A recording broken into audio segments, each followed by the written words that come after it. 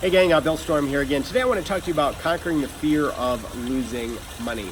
We know that people will do more to avoid pleasure than they will more to avoid pain than they will to gain pleasure. So when it comes to money, the pain point, right, or the fear point is losing what you already have. And this is one of those things that becomes critical in your own mental and psychological development if you're in business, because if you're always fearful of losing what you already have or taking a calculated risk, I guess I'll call it, it really binds you from taking the steps needed in order to be able to grow and scale a successful business online. An example, when I talk to people about spending money on ads and basically just saying, hey, listen, if you want to get your message out to the world, you're going to need to spend some money. Just like with a television commercial, in order to get your message out in front of more people. And the response is usually like, yeah, but you know, what if I lose it? Like, what if I don't get any kind of response? So that's a fear, and that's what paralyzes people, right? They literally get paralyzed and they don't take action on something that they know that they need to do it. They just can't overcome that fear. So one of the things that I try to teach all of my clients is that you don't have to be fearful if you understand the numbers, if you understand the math.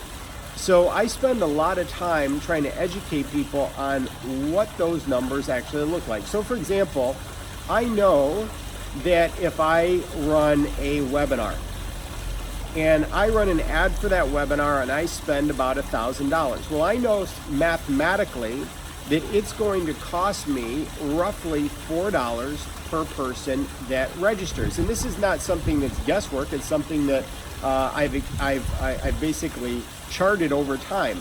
So what happens is over time you see that things are pretty consistent over the course of a 12-month period. And now there's no need to be fearful anymore because you already kind of know what the result is going to be. Does that make sense? So if I know that if I spend $1,000, it's going to cost me $4 per registrant, that means I'm going to have about 250 people register. So from there, I need to know what happens next. Well, I know that if 250 people register, I know that people are people, and the 80-20 rule is going to apply. And this is held pretty true. So roughly 20% of the people that actually register will actually show up for something that they expressed interest in. And I know that sounds crazy, but it's just the truth. It's mathematically and statistically true. That's just what happens. So out of 250 people that register, 20% will show up. Well, that's going to be about 50. Now, that rule still applies. So out of the 50 people that register, some people will really have ears to hear what you're saying, or they may see benefit in your product or service or not. So what we need to know is statistically how many people that registered and responded to your initial ad message are going to actually end up buying at the end. Well, when you're a beginner and you're doing webinars, the average comes out to about 10%. So if we have 50 people show up and 10% buy, that's 5 people that are actually going to buy at the beginner levels until you become a little bit better at your delivery skills, okay? So now I know that if on average 5 people are going to buy and I spend $1,000, well, in order for my cost to acquire a customer to be zero, what I need to do is take $1,000 that I spent and I'm going to divide it by the number 5, which is my average number of sales, okay?